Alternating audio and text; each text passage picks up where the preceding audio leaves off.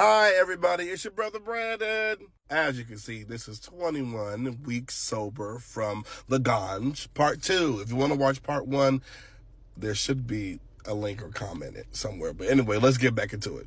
So, after many years of this substance being something that connected me to my father in the spirit realm, it connected me to many beautiful memories with chosen family and friends.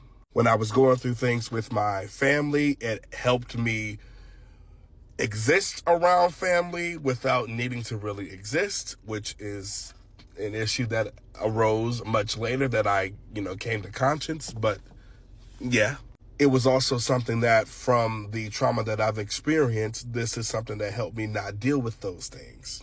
And again, I don't demonize it. I still to this day don't demonize it because everybody uses it for different reasons, and it's different strokes for different folks. But what I realized, 11:11 on the clock, what I realized was this. I, at one point, used this substance to heal from things that or to not heal from things that I didn't want to dig into. But then I continued to go to therapy, and now that I'm in sober life, coming up against these things, and there's the recreational fun things. I've also greened out at times. I've had my good and bad experiences. But all in all, I realized I was using this thing to not deal with, these quiet moments and these still moments that would bring me to the fact of realizing that I was an RAPE survivor.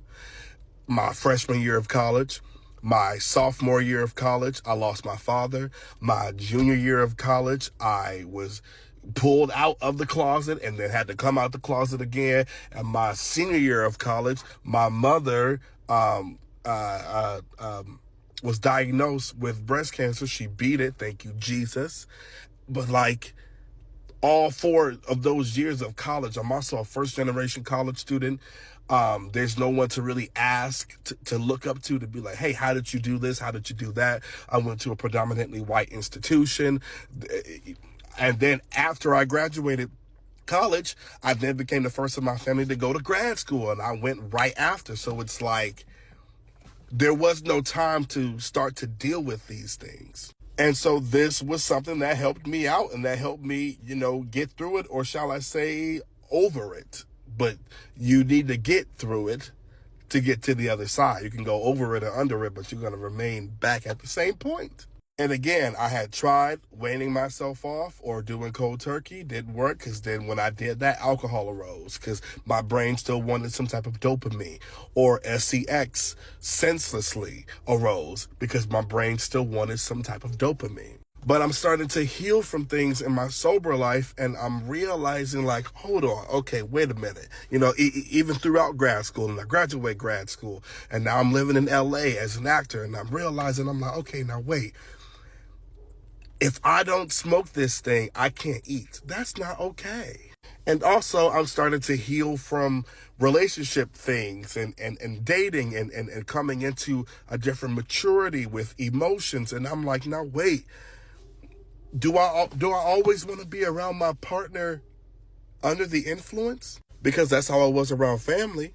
And then I started to think, okay, and that started to become a part of me. It was a part of my personality that my family even understood. I don't really get into much, but they know Brandon is going to smoke his ganj, and he's going to be there, but not really there.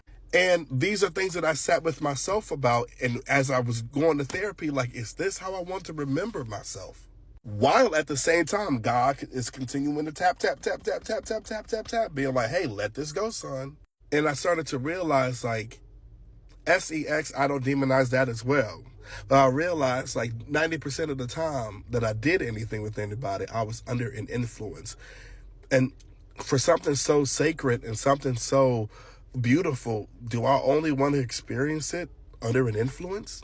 Going to the movies, going to concerts, family functions. It was all these things that I would enjoy doing at one point sober, I couldn't do sober.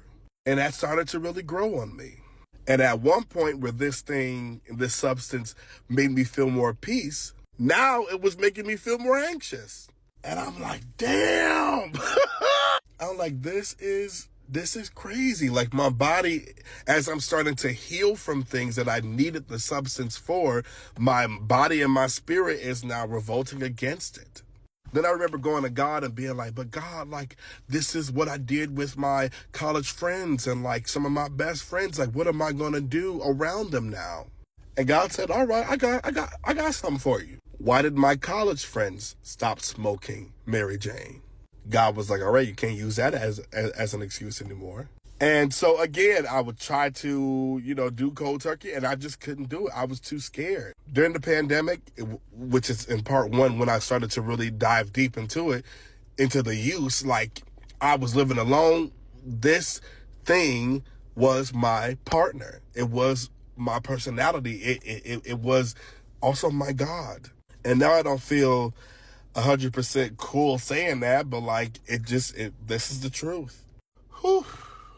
And I also knew with God that as I would continue to grow closer to the more evolved version of me, this would have to go. Because now it was just holding me back. But it was also something I knew. Like, I knew once I smoke a little bit of this, I'm going to laugh. I may be anxious at some points, but I'm going to laugh or I'm going to feel good. And sure, I envied other folks who didn't need it, but I knew that I needed it because, a lot of times I felt alone and I was like, I need this thing. But I also was like, well, wouldn't it be great if we didn't need to lean on it to do things that a mature, evolved version of us could do and should do? Like having hard decisions, having hard conversations, and being in spaces and being around folks, and also maybe doing this thing made us, what am I trying to say? What if this was shadowing our intuition, making us continue to be in spaces that our intuition is telling us to get out of, but because of this substance that is tied to this space, you are overlooking your intuition, which is what I was doing. And so that's when it was like, all right, dang, okay. Now I know I really need to let it go. And I had tried. And then there would be something that would happen. I would talk to a family member or someone would be like, well, you're not doing it, horrendously, and it's okay. And God will forgive you. God will forgive you. And it's like, yeah, he will. And so I just go back doing it. But at a certain point, as I'm continuing to grow and evolve, I'm like, but do I need to do this anymore? And like, yeah, God will forgive me, but does that mean that I should just go rob people just because I know God will forgive me? I should go hurt myself just because God will forgive me? That I should go hurt others just because God will forgive me? That can't always be the excuse. And so that's when it was like, all right, I think it's about to be that time that you let it go. And I started to see, like, certain things that I wanted to do with my gifts and my talents, like letting this go would help. But I was so afraid because I'm like, yo, man, like, there have been times where I have let it go, and those were some scary times. And I even realized, like, I try to let it go with other friends that were using it too, and we would be in this thing together, and then we would get right back into it. And that's when I realized, like, man, this is keeping me around people who may not even be cruel or mean people to me, but this is keeping me around people that are allowing me to stay pacified by this substance that I know that I've outgrown.